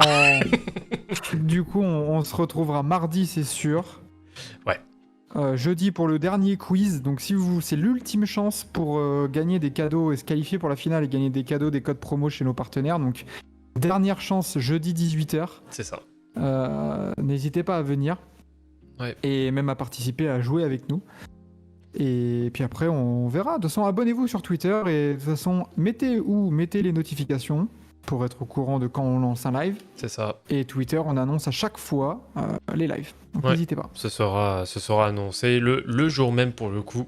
Donc soyez bien attentifs sur les réseaux sociaux. Donc de toute façon, voilà, la programmation sera peut-être un petit peu allégée la semaine prochaine, mais on va dire que les grosses échéances seront toujours d'actualité. Moi, on a quand même 30 prévus en 24 heures à préparer. Hein, est-ce que je peux poser une question avant de finir le live?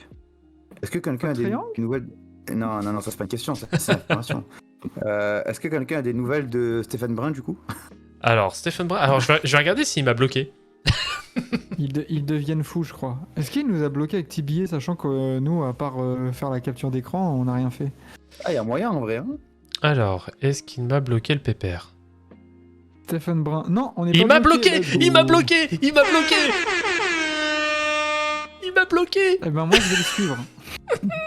Attends, mais je crois qu'en plus, moi, il m'a bloqué sur mes deux comptes, genre mon compte perso et... Ah, je suis mort. Vous faites France-Liban? Le France-Liban, c'est à quelle heure? C'est pas le matin. Ah, ben let's go, mardi matin, on fait ça. Hein. Moi, je suis chaud. Hein. Je serai en France et je pourrais l'hoster au cas où. Franchement, pour le blocage de Stephen Brun, franchement, ça mériterait pas une petite danse, une petite musique ou un truc pour célébrer un petit peu là. Une fanfare là. Je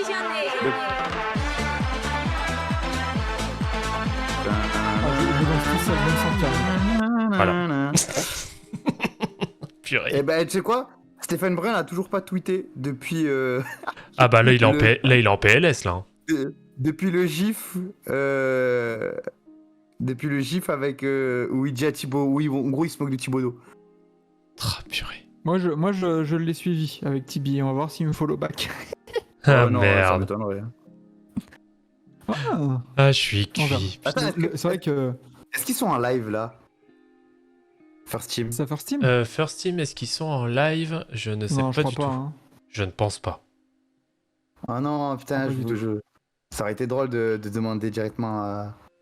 Là, pour Stephen Brun, on pourrait lui dire que la Ah non, ils sont Lettonie, pas en c'est pas live. Riron. C'est pas Riron, c'est pas Valladolid. Ah non, ils sont pas en live, je suis dégoûté.